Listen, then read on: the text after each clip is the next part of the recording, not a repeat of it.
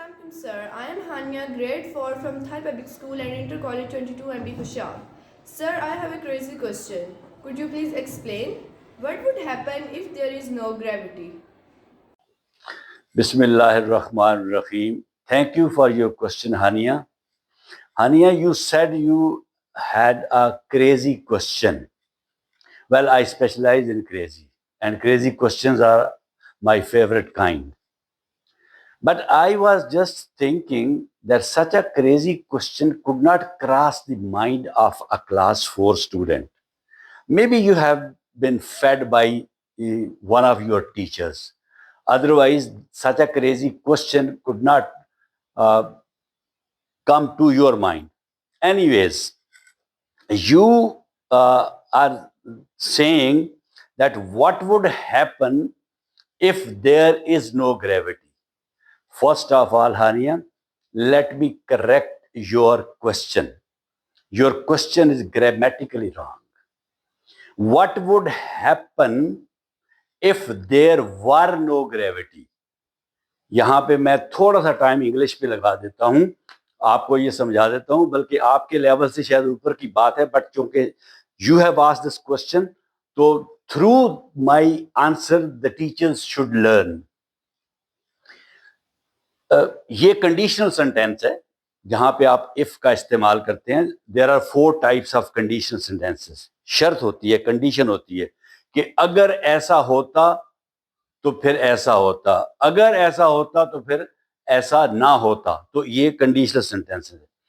इसमें सबसे पहला कंडीशनल सेंटेंस जो होता है उसमें, अच्छा, इसमें इफ जरूर आता है. कंडीशनल सेंटेंस में इफ क्लॉज आती है.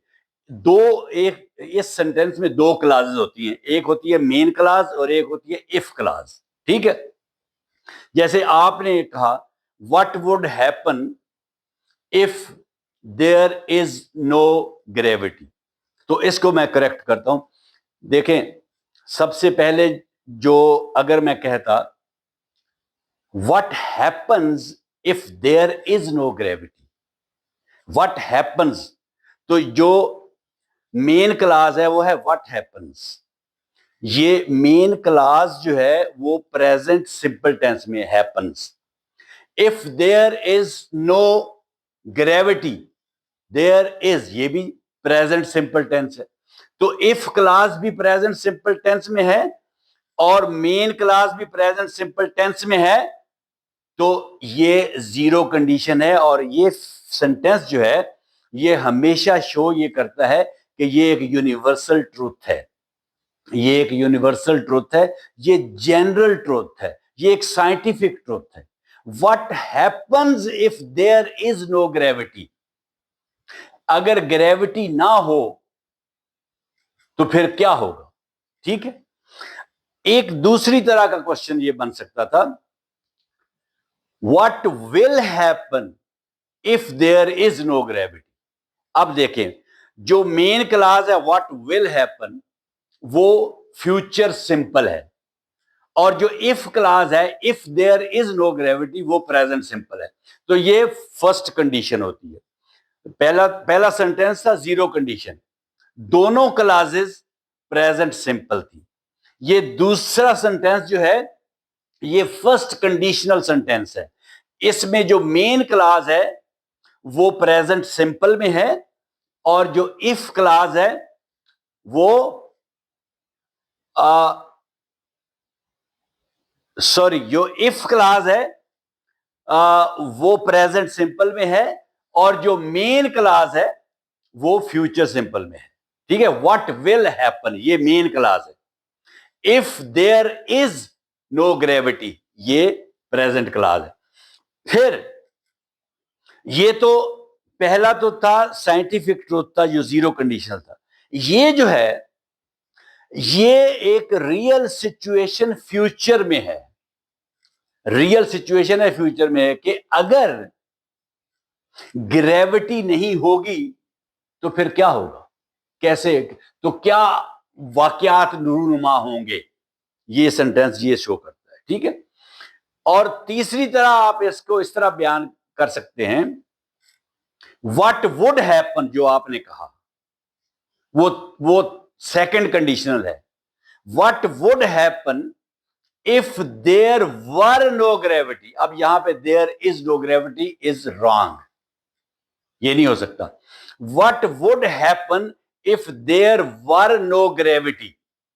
अब जो मेन क्लास है वो क्या है, वुड के साथ वर्ब की फर्स्ट फॉर्म बेस फॉर्म लगाई है मेन क्लास में, और जो इफ क्लास है वो पास्ट सिंपल है, past simple. If there were no gravity, आप कहेंगे कि यहां पे तो वाज लगना चाहिए था, if there was no gravity, क्योंकि ग्रेविटी सिंगुलर है। याद रखना, इफ जहां पे कंडीशन के तौर पर आए, हाइपोथेटिकल सिचुएशन, फर्जी सिचुएशन के तौर पर आए, उसके बाद बेशक वो सिंगुलर सब्जेक्ट हो या प्लूरल सब्जेक्ट हो, आप उसके साथ वर लगाते हैं और इसको सब्जंक्टिव वर कहते हैं, सब्जंक्टिव वर, यानी सिंगुलर के साथ भी वर लग गया वाज की जगह पे, if there were no gravity. ठीक है, अच्छा ये क्या है, ये आपको अनरियल सिचुएशन प्रेजेंट या फ्यूचर में बता रहा है कि ये this is not possible. This is, जो पहली कंडीशन थी वो पॉसिबल थी कि अगर ग्रेविटी नहीं होगी तो क्या होगा, मगर यहां पे है आप कह रहे हैं कि अगर पास्ट में ग्रेविटी ना होती तो क्या होता, आज क्या होता।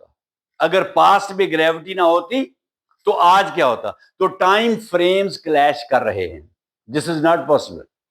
तो ये अनरियल हाइपोथेटिकल सिचुएशन है प्रेजेंट और फ्यूचर में। एक चीज आप कहते हैं पास्ट में ना होती तो आज क्या होता। अच्छा, आगे है थर्ड कंडीशनल सेंटेंस।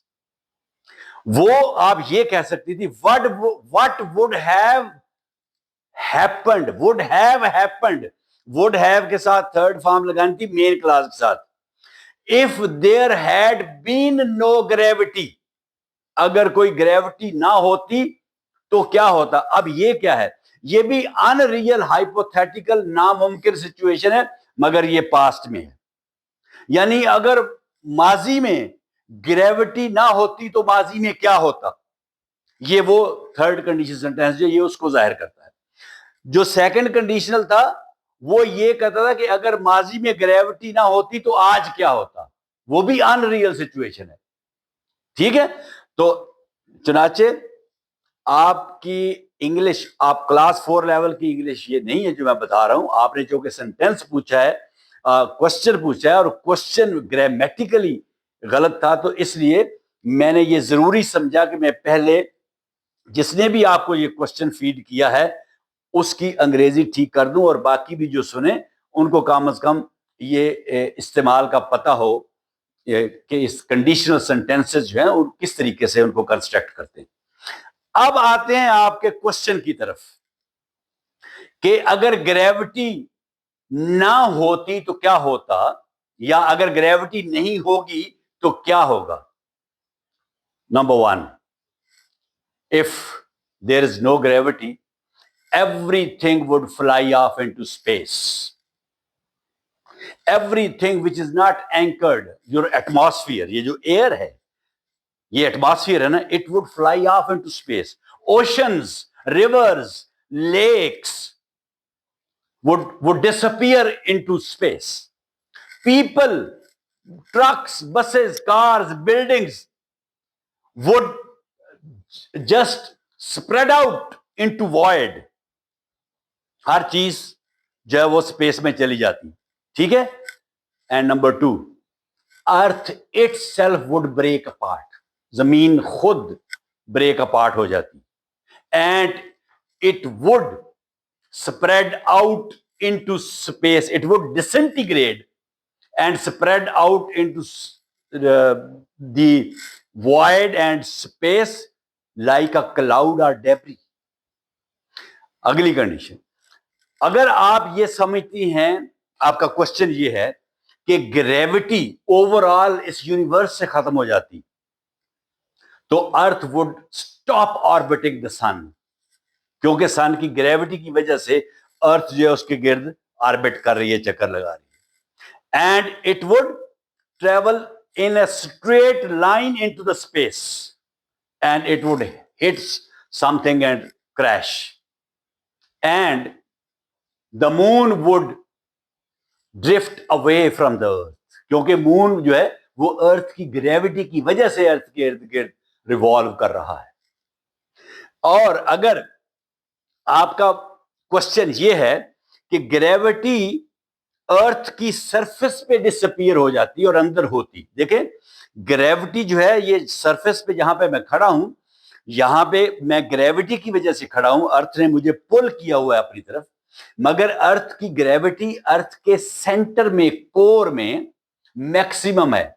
और यहां से कोर पता कितनी दूर है? अगर मैं यहां से जमीन में सुराख करूं और सेंटर तक पहुंचूं तो मुझे 6400 ऑलमोस्ट 6400 किलोमीटर नीचे जाना होगा, तब मैं सेंटर में पहुंचूंगा. तो वहां पे ग्रेविटी इज मैक्सिमम. और अगर आप ये कहना चाहती हैं कि ग्रेविटी वहां पे तो खत्म ना हो, सिर्फ सरफेस से खत्म हो जाए, तो फिर everything on the surface of the earth would disappear into the space and the earth would stay intact, but it would lose its shape, it would disintegrate and drift apart. ठीक है? तो मेरा कंक्लूजन ये है आपके question पे कि if there were no gravity, everything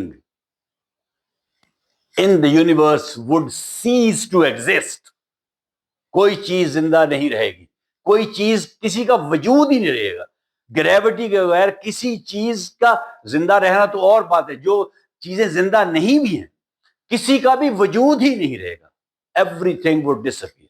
there would be nothing in the in this universe. ठीक है? उम्मीद है आपको समझ आ गई होगी. आपको क्या समझ आनी है? क्लास 4 के बच्चे के लेवल का तो ये क्वेश्चन ही नहीं था. जिन्होंने आपको ये क्वेश्चन दिया है, जिन टीचर्स ने, उनको समझ आ गई होगी और वो बच्चों को ये इंग्लिश भी समझाएं जो मैंने बताई है और ये ग्रेविटी का कॉन्सेप्ट भी समझाएं. Thank you very much and Allah.